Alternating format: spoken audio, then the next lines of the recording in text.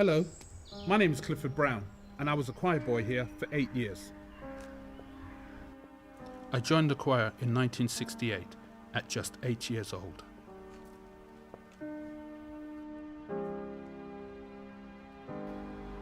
Also known as the Cathedral of the East End, it's the largest parish church in London.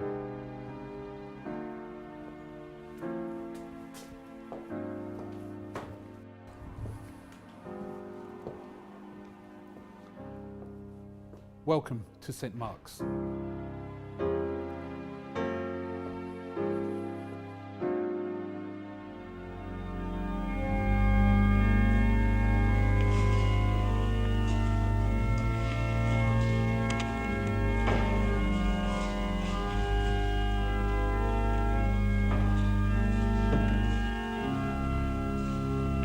We walked through these doors twice every Sunday for service. We attended choir practice during the week and sang at weddings and at funerals.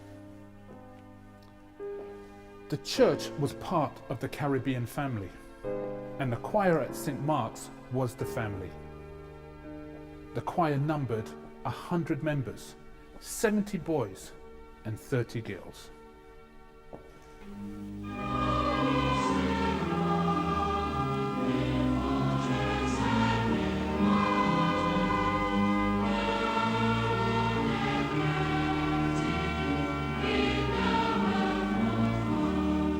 The choir became somewhat famous, not only for its size and ethnicity, but also for the distinctive Eton suit worn by the choir boys, based on the uniform worn at the prestigious Eton Public School.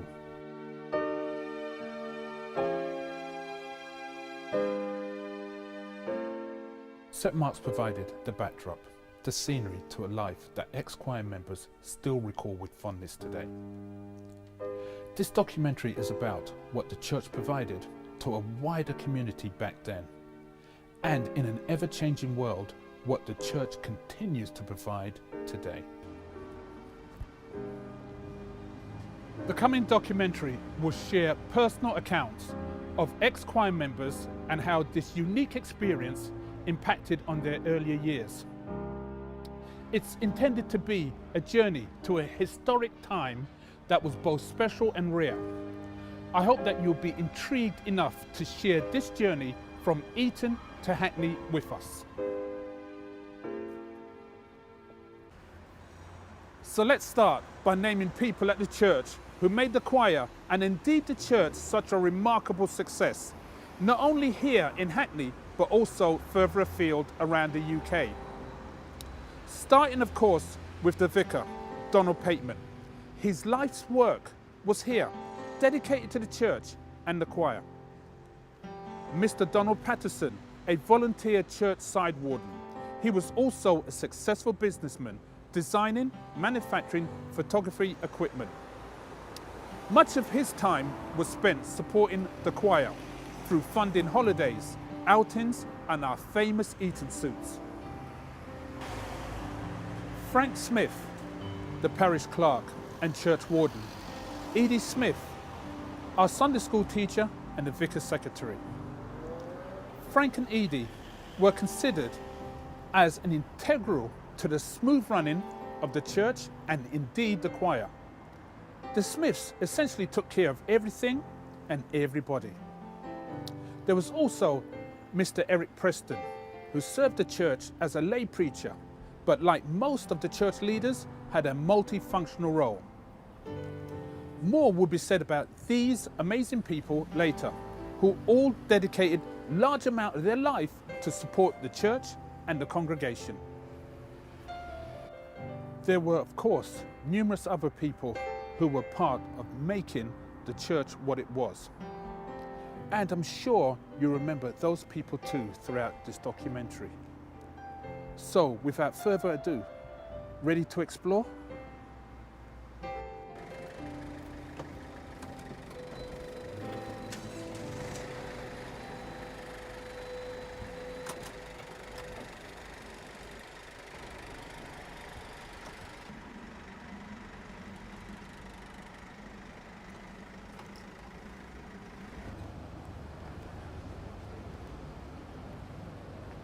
I'm here at King's Cross Station, where I'm about to set off to rediscover parts of the UK St Mark's Choir made regular visits to.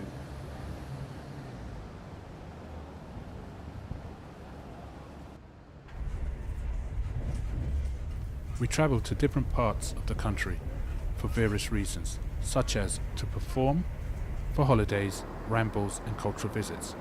But whatever the travel occasion or reason, it was always an informative and educational experience. I've arrived at Edinburgh Station. I'm about to pick up the hire car and continue my journey north. The travel arrangements back then would have been by an overnight sleeper train in first class. What an adventure.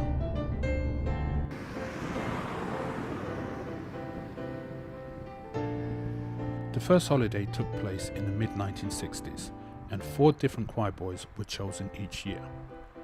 I was lucky enough to have been chosen to go in 1972. We don't know why we were chosen. I'd like to think it was because we were the best singers that year. And I'm pretty sure it was a blessing for our parents to see the back of us for 3 weeks. All things bright and beautiful, all creatures great and small, all things wise and wonderful, the Lord God made them all.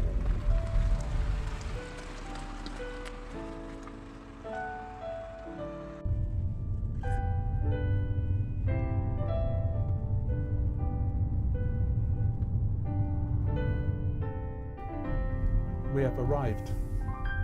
This is the Nethley Bridge Hotel, situated in the Scottish Highlands, where we spent 3 weeks of our holiday.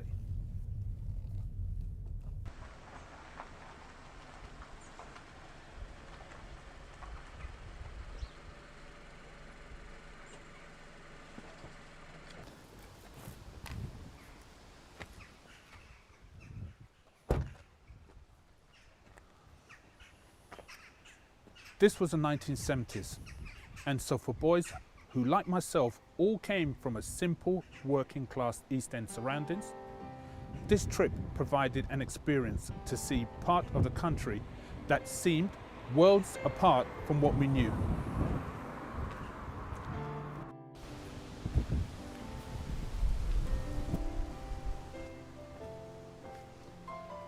For many boys like myself, it would be our first time away from home to such a faraway place.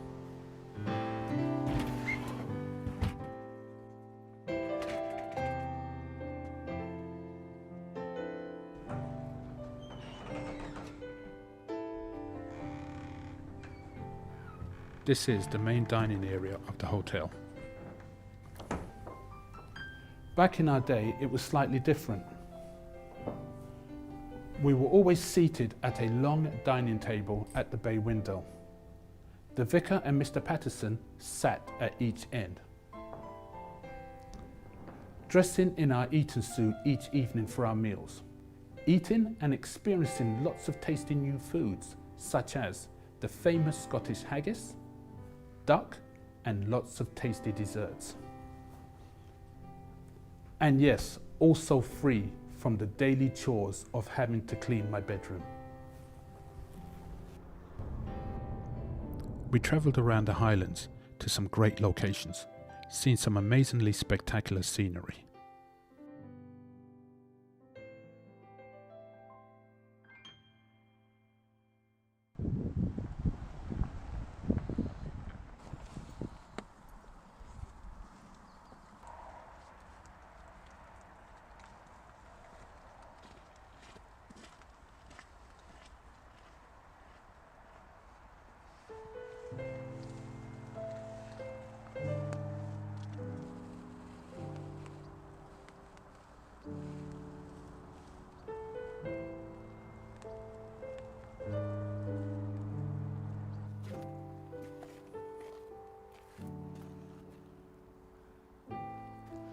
It was here at Loch Far in 1975 that the holiday, which started out as any of the other previous holidays, was to end in a tragic accident. Choir boy Emmanuel Williams, who had gone swimming in the loch, began to get into difficulties. Mr. Patterson bravely attempted to save him, but both sadly lost their lives. This tragedy was to have both a significant and lasting impact on the church and the choir. The vicar was determined to continue the holidays and the legacy of Mr. Patterson. The holidays to Nephi Bridge continued for a few more years, with the final trip to the Scottish Highlands being made in the late 1970s.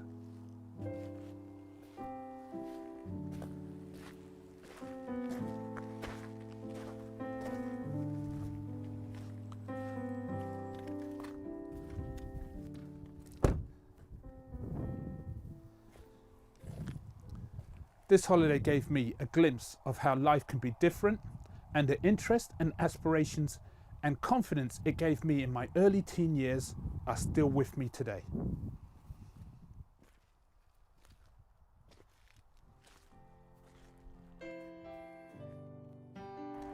This revisit to Nephi Bridge has brought back memories of the excitement and enjoyment I experienced back then.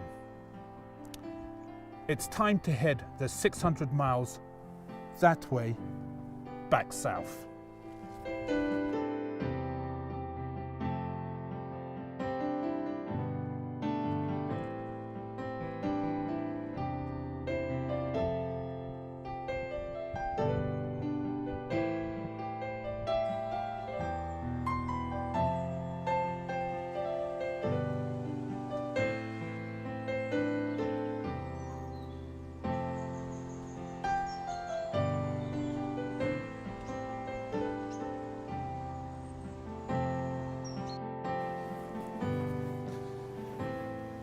This is Northbourne Park School in the beautiful Kent countryside. I'm going to take you back to 1969 when this school was called Betshanner. This amazing estate was hired out to St. Mark's Choir for 2 weeks during the school summer holidays. As the two coaches rolled up this impressive gravel drive, I remember one of the first sight was the vicar, Mr. Patterson, and the other staff members standing here ready to greet us. And about there would be Mr. Patterson's shiny Aston Martin. As I stand here now, I remember the excitement, anticipation as we piled out of the coaches and started to unload our suitcases and all the sporting equipment. We would be then split into 4 teams for the holiday.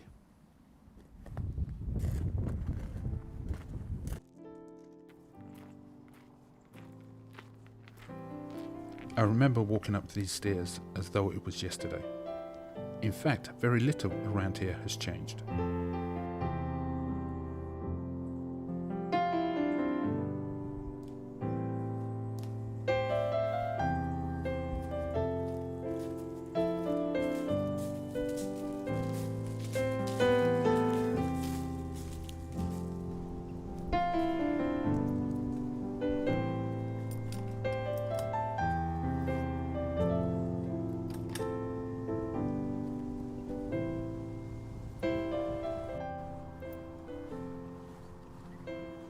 These holidays were all about sports, sports and more sports. During the stay, much of our time was spent on these playing fields. There was always a game or something going on, usually football or cricket. Our sports coach, Mr. Wallace, was the man in charge. He made sure that we played fairly and as gentlemen. The games were very competitive. We all wanted to win so we could earn points for our team and be crowned the best team for the holiday. It really did take working as a team to a whole new level. The only time games stopped play was for our light refreshment break of orange juice and chocolate biscuits. For many of the junior boys, it would have been the first time they played competitive cricket and football in such lush surroundings.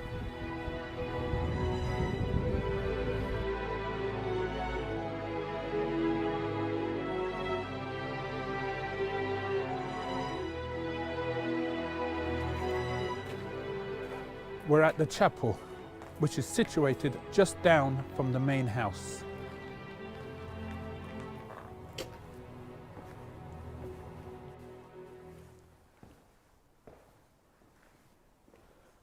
We came to the chapel on Sunday for morning service, and being a day of rest meant no sports. Instead, we would don our famous Eton suits and travel to Canterbury Cathedral to attend evening service.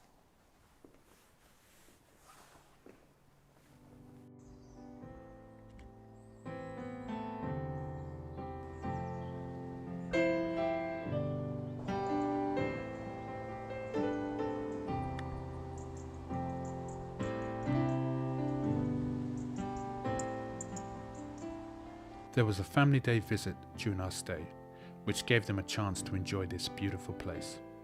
I'm sure they all returned to London quite envious. I have fond memories of this swimming pool. I remember spending so much time around the pool, messing around and taking part in swimming and diving competitions.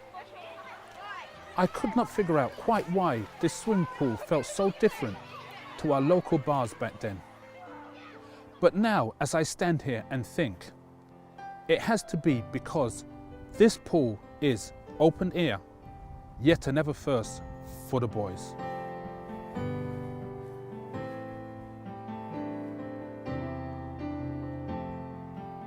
This is the dining hall, which is much the same as it was back then.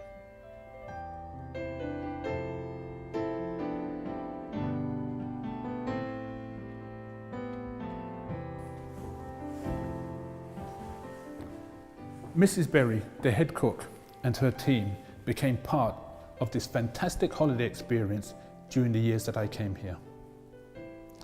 This is where we queued in a noisy but orderly fashion to be dished up with some wholesome meals each day. We would sit for breakfast, lunch and evening meals here. And I recall the boisterous noise and chatter as if it was yesterday. It is here at Bexeter that I first discovered and fell in love with Mrs. Berry's homemade apple crumble and custard. I couldn't wait for seconds. Let's take a look upstairs. Each morning, the vicar, Mr. Smith and other staff members would do a dorm inspection. I remember that we had to make our beds up to almost army barracks standards. We would hear the vicar walking along the corridor, shouting, "Stand by your beds," getting closer and closer. We would all stand by our beds with nervous anticipation, ready for the inspection. I'm heading up to the other dorms.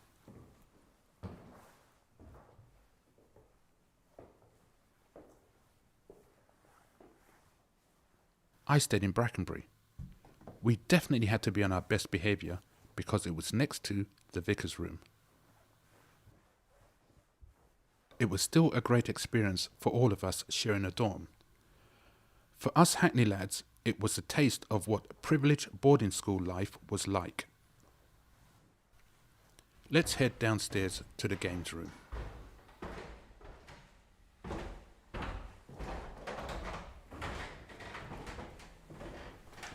I recall this staircase being absolutely enormous.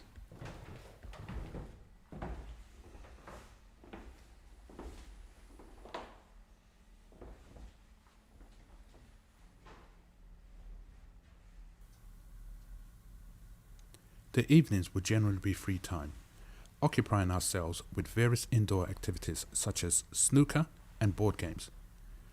We would also take this opportunity to write postcards to our families back home, or go for walks exploring the woods in the school grounds.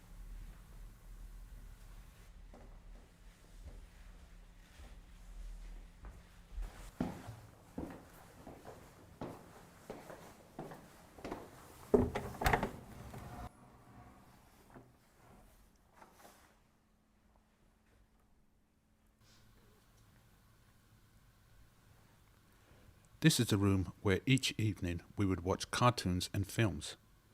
Every year we would watch the scary and classic Ghost Train, with the very funny Arthur Askey. Even though it was a comedy, it would always send us to our beds thinking of ghosts, or as we would call them, Doppy.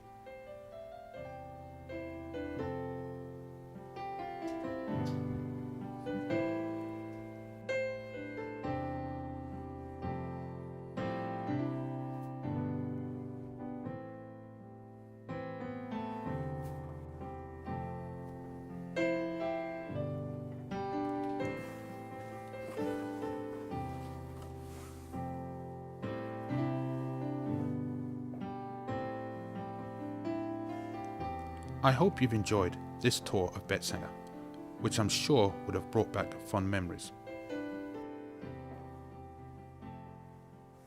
It's been a long day, so I'll see you in the morning.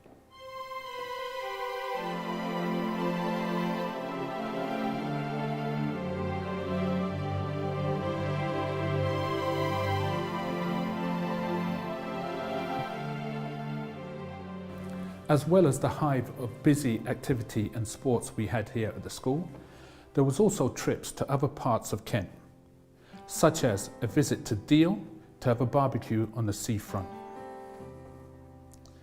And the day before heading home, we had a final trip to Canterbury without our Eton suit.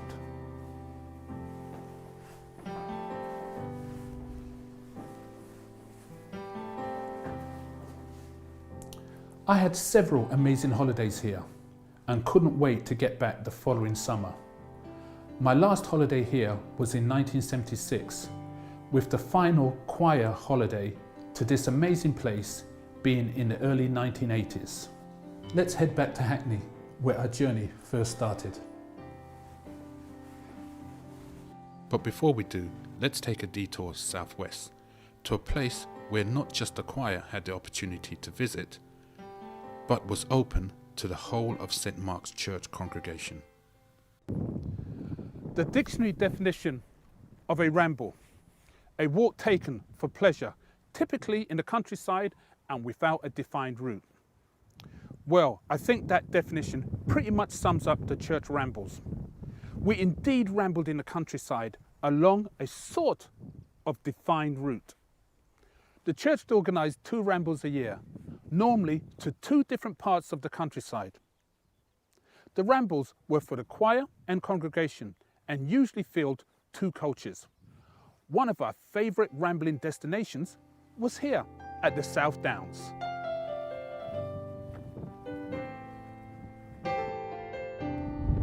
It was simple stuff, just leaving the hustle and bustle of Hackney to spend a day in the beautiful countryside. Of course, it was more than just a leisurely walk admiring the panoramic views. We raced, we had bundles along the way, and had lots of fun. Devil's Dyke was one of the highlights of the ramble. We couldn't leave here without a race or a rapid descent. Well, that was the plan, unless you crashed over and rolled down. So here goes. See you at the bottom. Second thoughts, I don't think the film crew is up to it. So this time, a walk down might be better.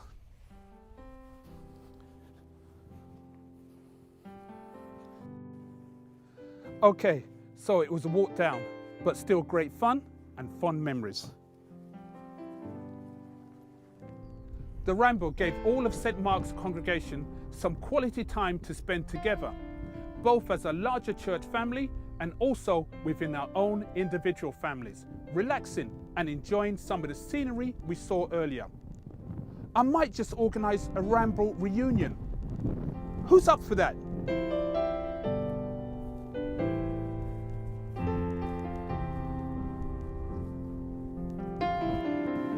So, from the rural tranquility of the South Downs to Downs Park, Hackney.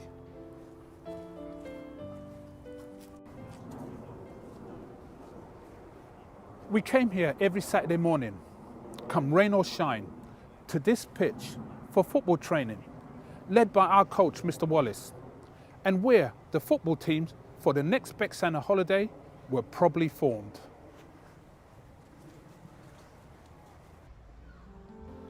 Every Monday night, Mr. Smith would walk us from the vicarage to here, the Chumley Boys Club in Bowling Road, N16. Mr. Smith would supervise us as we honed our five-a-side football skills, basic gymnastics, climbing, table tennis, and many more activities, including teaching us woodwork and joinery skills.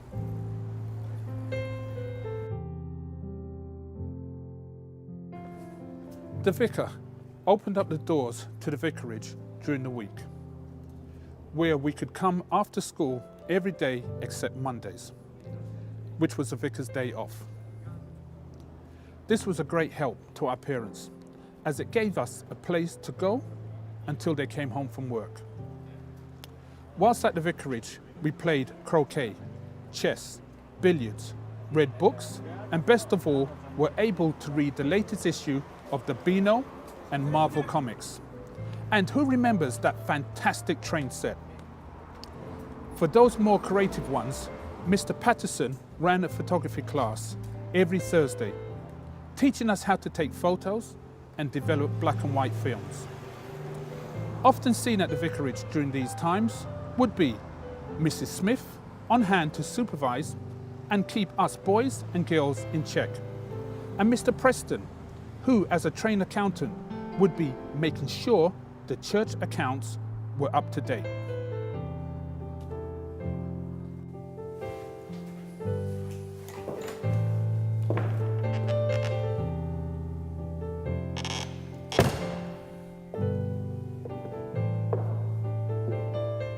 The old church hall, recently refurbished. This is where we came and changed into our cassock and surplice, ready for our choir duties. And for those choir boys and girls who were members of the Cubs, Scouts and Girl Guides, it is here we learn a range of different skills, putting them into practice during our annual Scouts and camping holiday. And during the festive season, it is here we would return from our Christmas carol singing around the parish, where we would have mince pies, orange juice, and spent the rest of the evening playing a couple of lively but fun games of British Bulldog. Those were the days.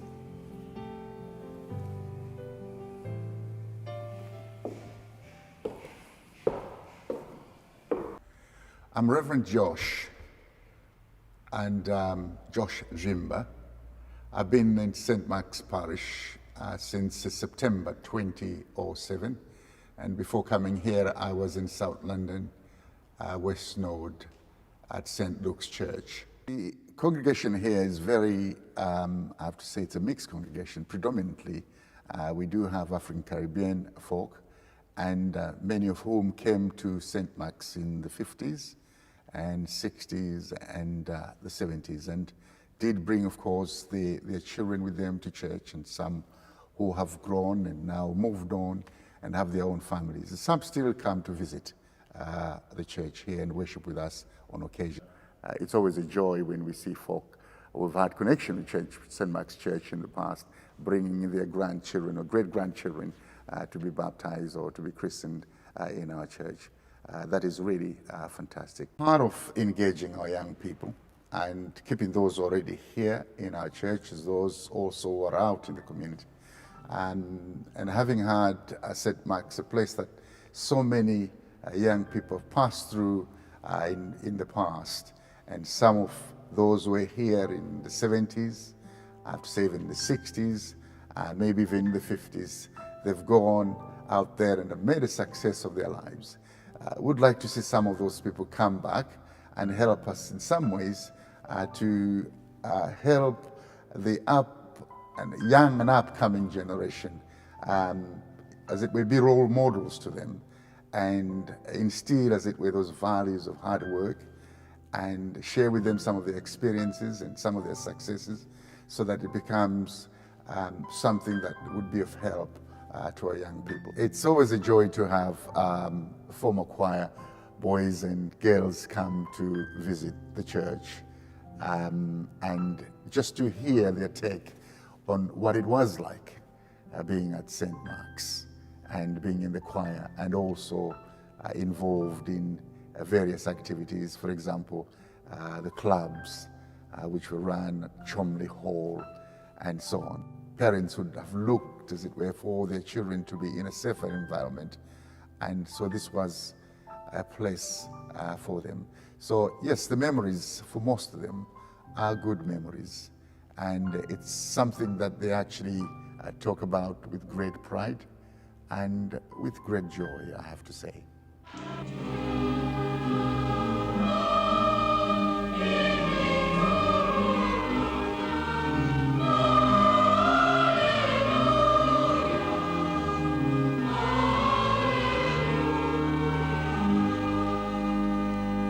I'd say we joined the choir about 68, 67. 67, 68. Yeah? So we were around about the 8, 9 years Yeah. old.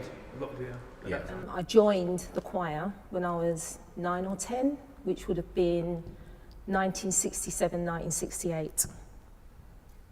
Fourth year of primary school, so that would have made it year of 1966. Would have been 9, coming on 10. I joined St Mark's Choir when I was about 9.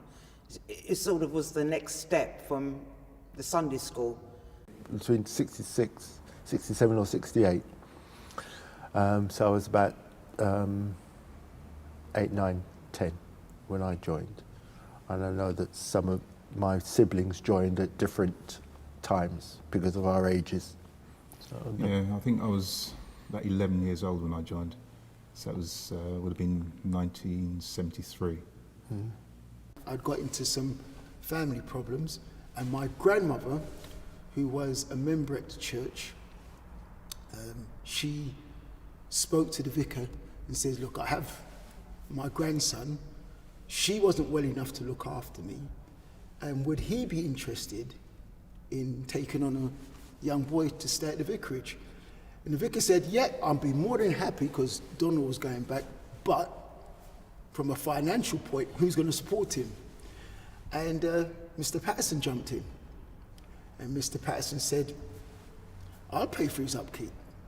We'll look after him, and I'll pay for him. So Mr. Patterson paid for my upkeep. The vicar gave me a roof over my head, and I became a part of St. Mark's establishment.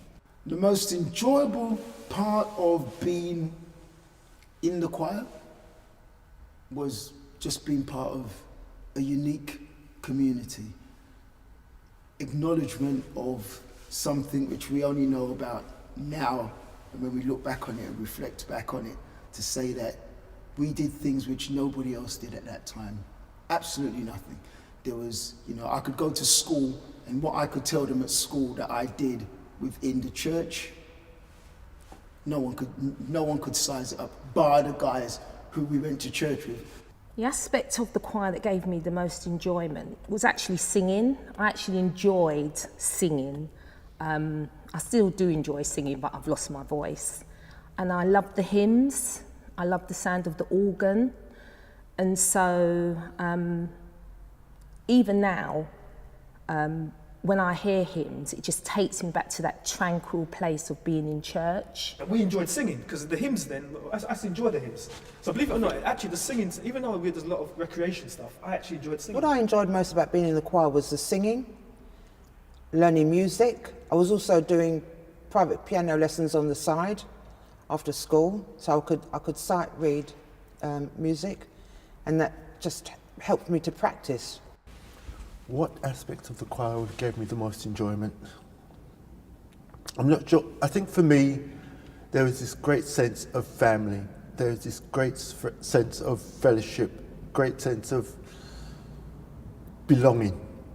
And there have been a number of different families within this church that has kind of helped in terms of making me feel a belonging. So there has been the Watsons, there's been the Browns, there's been the Geralds, there's been the Joneses up the road.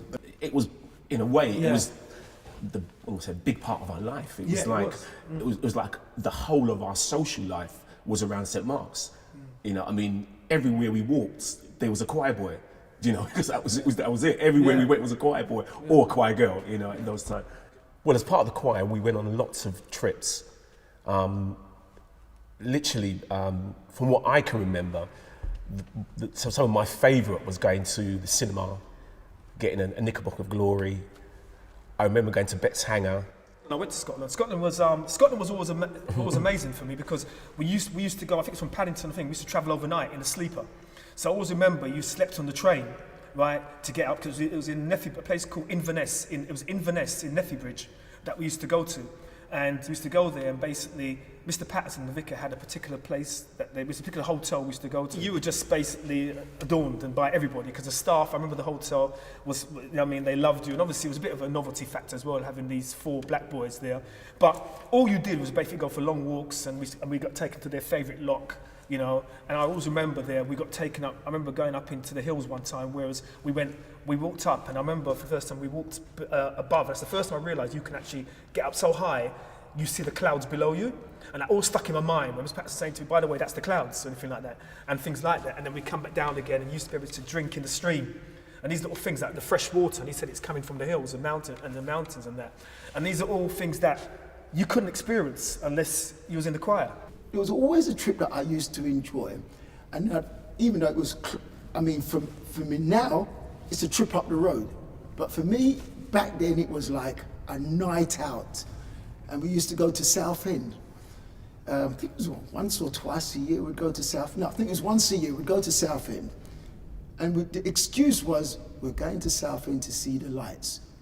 Nobody was interested in the lights. It was more, you know, we're going up there to play on the merry-go-round. And you name the game, we were there for it.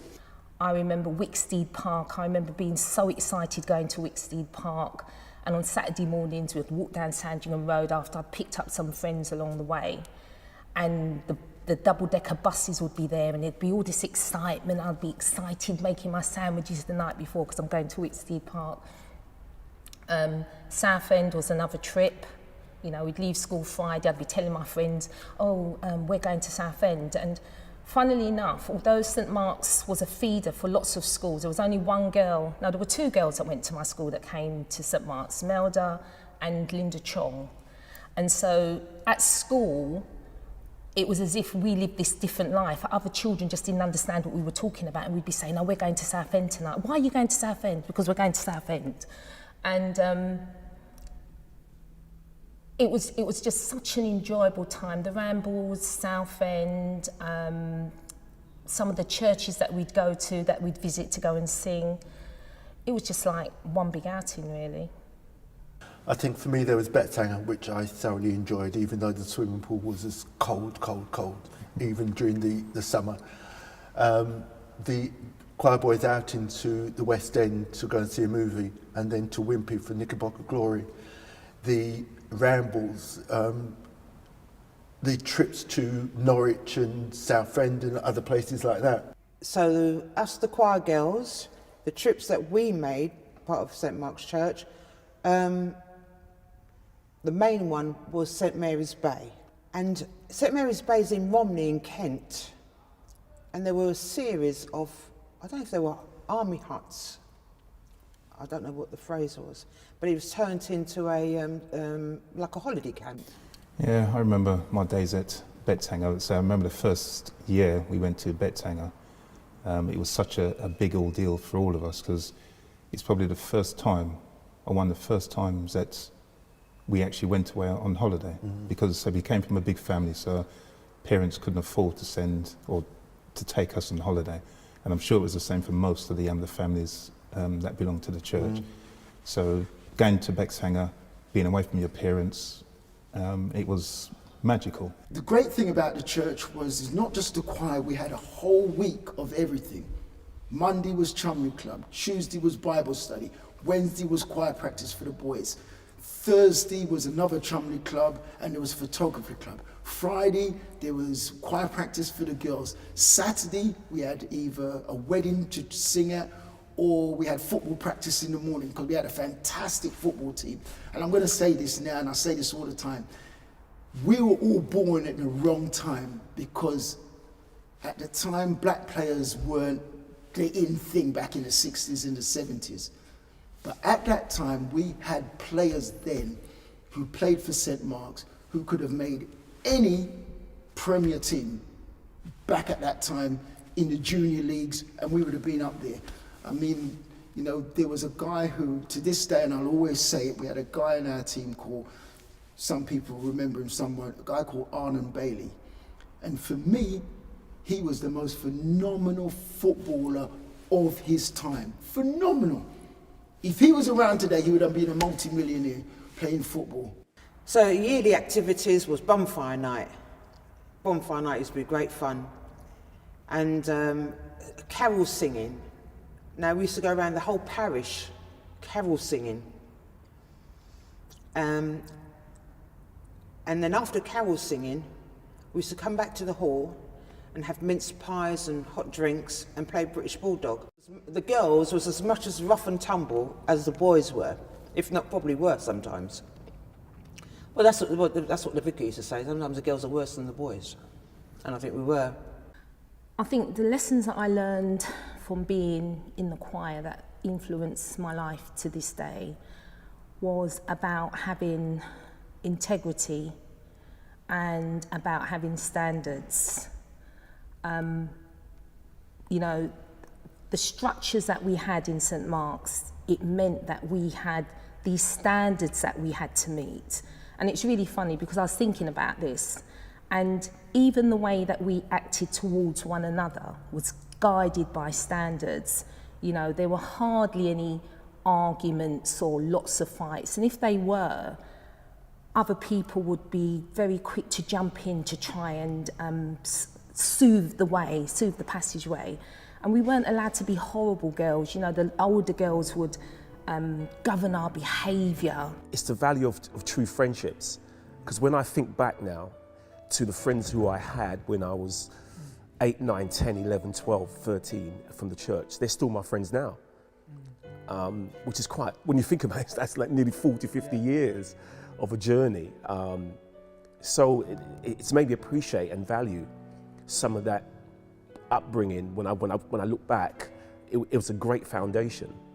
As well as it shaped my value, because my values all shaped around the same sort of Christian value of respect and, you know, loving your fellow man, things like that. I really do take that to heart, you know. So it was a great grounding, I think. That's the only thing I learned, you know. Yeah. For me, it was a sense of discipline. I think the vicar and the staff at the church gave us a sense of discipline. We knew what was right and wrong. It's not to say that we still didn't do things that were wrong, but we knew in our hearts what was right and what was wrong. We knew how to love each other, and it wasn't just our brothers and sisters, it was all the families that went to the church, all the staff that were at the church. We loved and respected each other, and that I still carry forward today. For me, the persons in the church, I would say, have a lasting impact on my life. I would put it down to two. There were many there's other people that I can remember. And I would say Donald Pateman, which was obviously the church choir, the vicar, right? Because I think as you reflect, you realise just how much of something like a maverick he was, and how much he was the centre focus, right? Because you had all these black communities coming from the Caribbean in the 50s, late 50s, and he kind of brought it together and he welcomed them into the church. And he created something in St. Mark's Church, which I believe was unique. And he brought us into a lifestyle, and he was forward thinking. And in the second stage is that when he done that advert looking to actually get choir boys uniform, Mr. Patterson, which again is the second person that was married. Mr. Patterson was a ready-made millionaire. He had Patterson Products, which was a photography product, and he basically commissioned the choir boys uniform. But it was more than that. That was just like the start, because we had the choir boys uniform, which was Eton suit, right? So, and Mr. Patterson, not only he invested his money, he invested his time. Mr. Pateman, obviously the vicar. And I think one of the reasons he has a lasting impact on my life is because when I look back, I'm in awe of the person that he was. He was just before his time.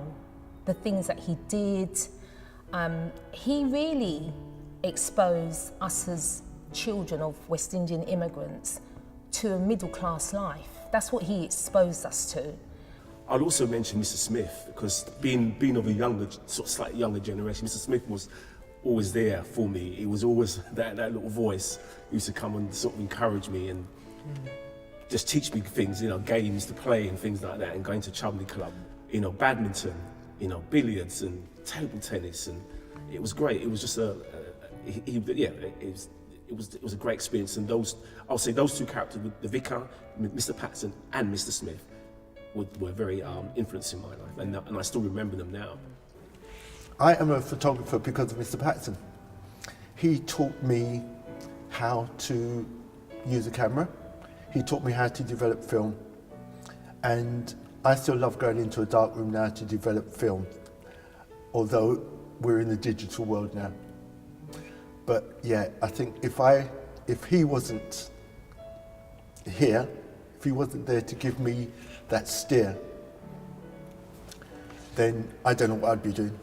I think Mr. Patterson, Mr. and Mrs. Smith, there were a number of people within the church, but those three, in terms of Mr. and Mrs. Smith, also helped in terms of calmness and just a balance. You had the vicar on one hand, who was the authoritarian, and then you had Mr. and Mrs. Smith, who would mother and father you. The person who made a lasting impact on my life and made my life, I have to say, is the vicar, the Reverend Donald Pateman. I wouldn't even just say that he made an impact, he saved my life. I know it's a little bit of a cliche, but I will honestly say that if I hadn't moved into the vicarage, I most probably would be doing time, or I would be 6 foot under, because life wasn't, for me, at a given time, life for me wasn't great. And the privilege that I had to go and live in the vicarage was something that I can look back on my life and go, that was totally life-changing. So between the vicar, Mr. Patterson, the woman who looked after me, Mrs. Smith, Mrs. Smith, she was for want of a word at the time, she was my mum. The persons that had a lasting effect on me, I think all of them did for their own reasons. I say Mr. and Mrs. Smith, gave up so much of their time for us. They were always there at the vicarage. Mr. Smith used to take us down to Chumley Club on the Monday night, so we had a community there that we can go and do whatever we want to do. But yeah, they treated us as if we were their children, because they cared for us like their own. Again, Mr. Bedlow, man is a hatter, but again, he had so much love for us that, again, he would go out his way to do anything for us. And then obviously you've got the vicar, who again was a disciplinarian, but he only wanted the best for us, and he opened up so many avenues for us, done so many things for us. But occasionally we'd get upset with the vicar and we'd storm out, and then Mr. Patterson would then come calling, and he'd put an arm around us and say, "Oh, come on, you know what the vicar's like, he doesn't mean what he said, doesn't mean what he's done." He'd then bring us back into the fold. Persons that influenced me during my childhood in St Mark's were the vicar and Sister Peggy. Sister Peggy, she was part of ran the Mothers Union. She took the girls out to St Mary's Bay or other youth activities for the girls. Had Mr. Preston that again would look after us, take us down to his house, and on a Sunday afternoon give us lunch. So I say all of them, spent so much time with us, had so much love for us. The vicar would open up his house to us any day of the week. You go in his house, in his garden, you play croquet. What do black people know about playing croquet?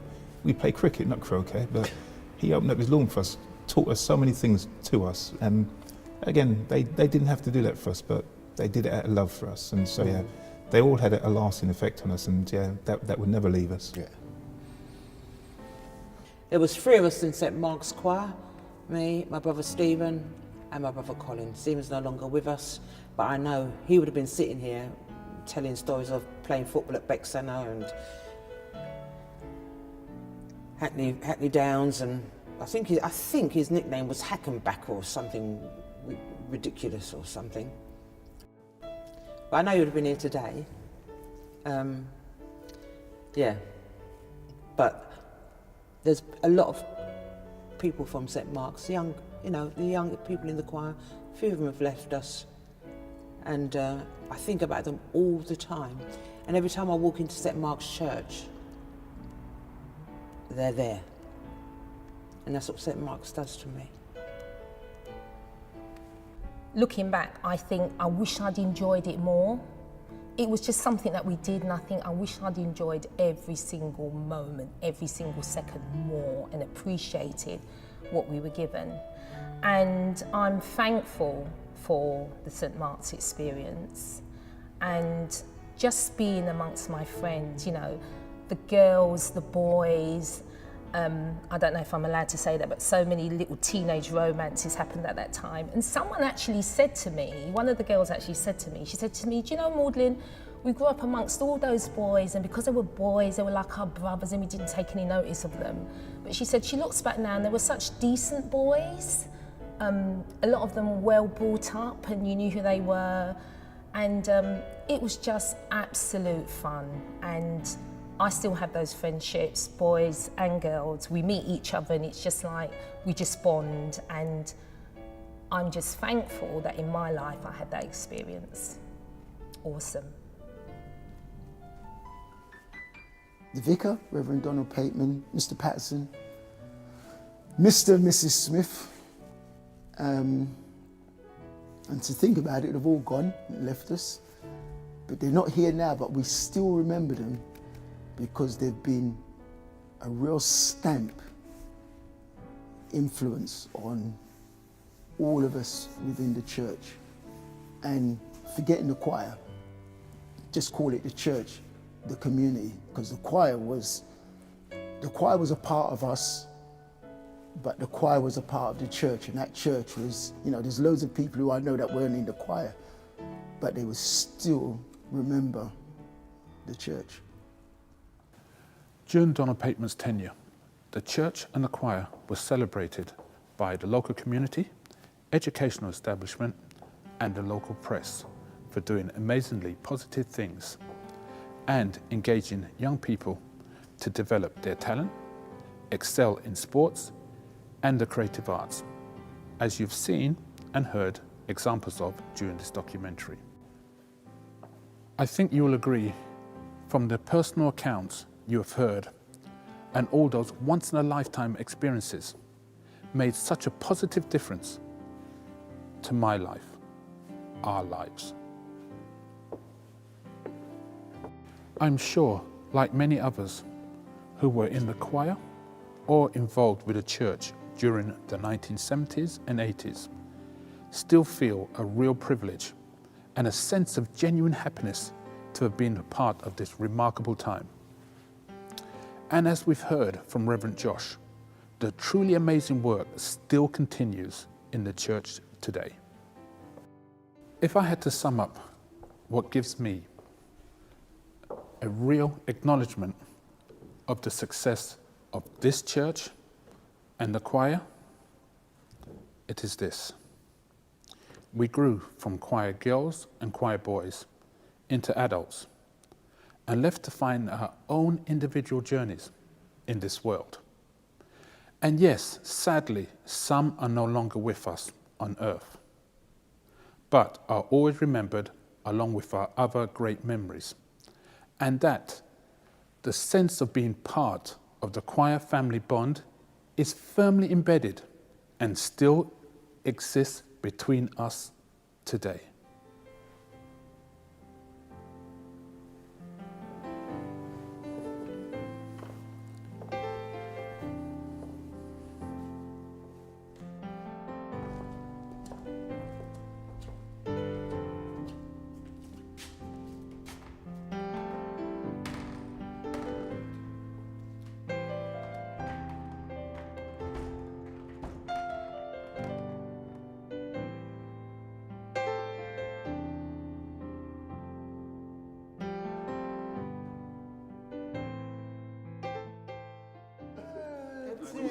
all loads of characters.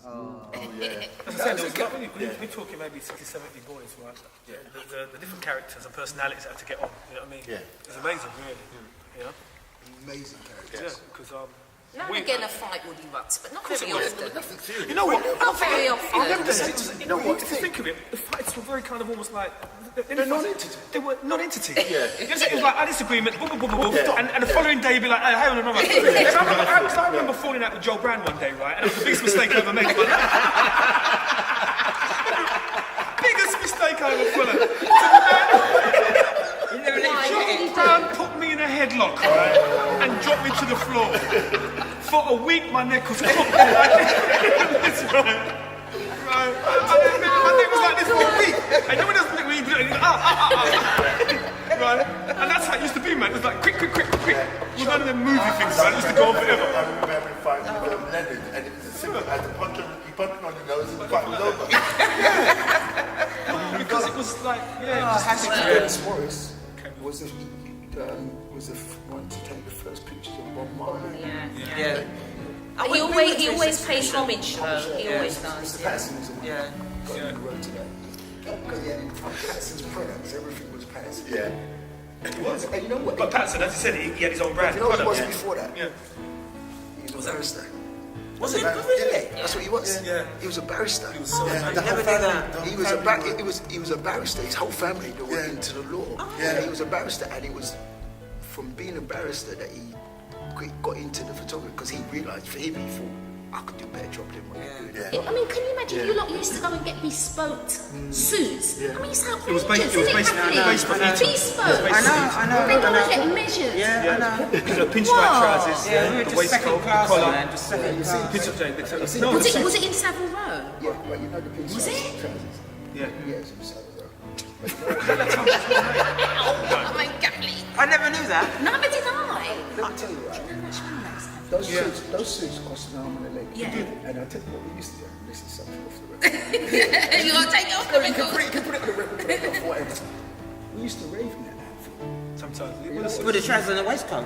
Trousers and waistcoat. Not the collar. No, not the collar. The collar. Yeah. We used to take the collar. Because you had the On a collar Sunday shirts. night, I used to go to a club with Bird's Nest. I know, Bird. Yeah. Bird's Nest Waterloo.